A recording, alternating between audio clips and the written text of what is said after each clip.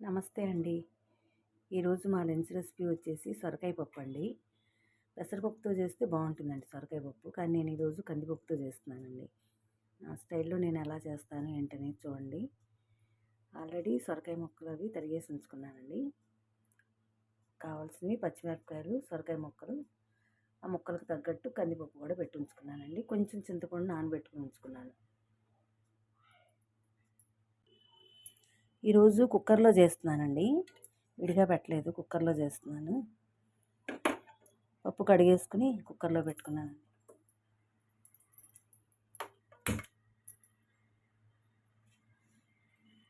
సొరకాయ ముక్కలు, పచ్చిమిరపకాయ ముక్కలు వేసేసుకున్నాను.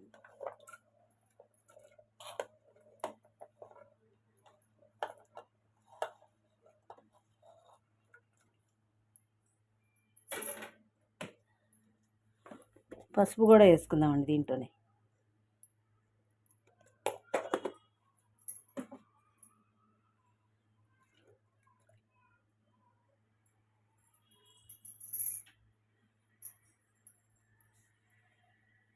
సరిపోని వాటర్ కూడా పోసుకుని ఇంకా మూత పెట్టుకుంటున్నానండి.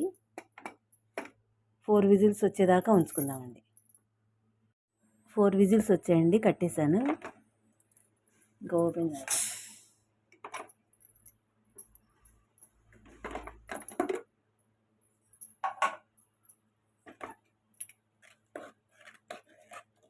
ఉడికిపోయిందండి. ముక్కలు మరీ మెత్తగా అయిపోకూడదు, కొంచెం ముక్కలుగా ఉంటేనే బాగుంటుంది. పప్పు మాత్రం ఉడికింది.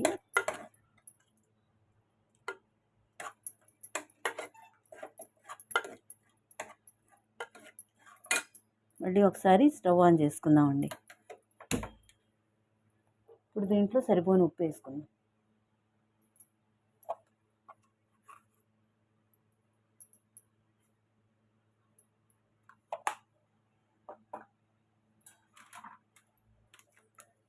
సరిపోను కారం.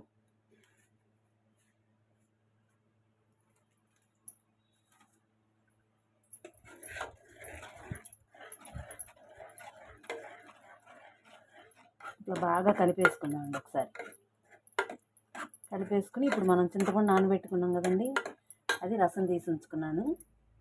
ఈ పులుసు కూడా దీంట్లో పోసేద్దాం. దీన్ని కాసేపు ఉడకనిద్దామండి, 2-3 మినిట్స్. అన్నీ ముక్కలన్నీ వేసాం కదా, ఇవన్నీ ఉప్పు, కారం, పసుపు అన్నీ బాగా పట్టాలండి దీనికి. 2 మినిట్స్ ఉడకనిద్దాం. ఉడికిన తర్వాత తిరగమూత పెట్టుకుందామండి. పప్పు ఉడికిందండి. ఈలోపు మనం తిరగమూత వేసుకుందాం.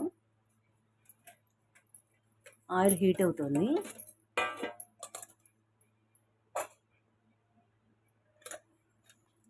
మినపప్పు, ఆవాలు, అంతేనండి. పప్పు, ఆవాలు వేగుతున్నాయండి. ఇంగువ లేదండి ఇంట్లో, అయిపోయింది, ఎండుకుంది. ఇంకా ఎండుమిర్చి వేద్దామండి. ఇప్పుడు ఎండుమిర్చి ఇలా కాయకాయలుగా వేస్తే తినేటప్పుడు బాగుంటాయండి, పెట్టుకుని తింటే.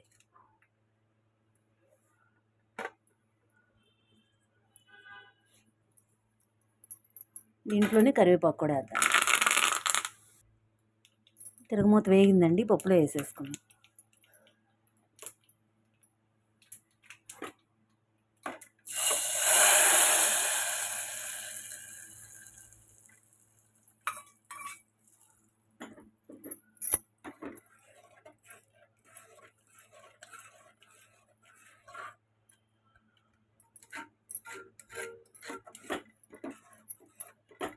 ఒక్క నిమిషం ఉడకనిచ్చి కట్టేద్దామండి స్టవ్.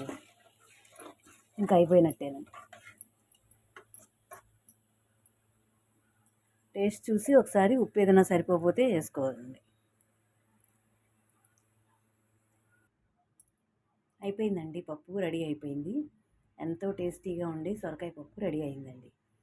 చూడండి ఎలా ఉందో, చక్కగా చాలా టేస్ట్ బాగుంటుందండి. అసలు ఇంకా చెప్పక్కర్లా ఎలా ఉంటుందనేది.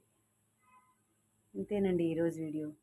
ఈ వీడియో కనుక మీకు నచ్చితే లైక్ చేయండి, షేర్ చేయండి, నా ఛానల్ని సబ్స్క్రైబ్ చేయండి.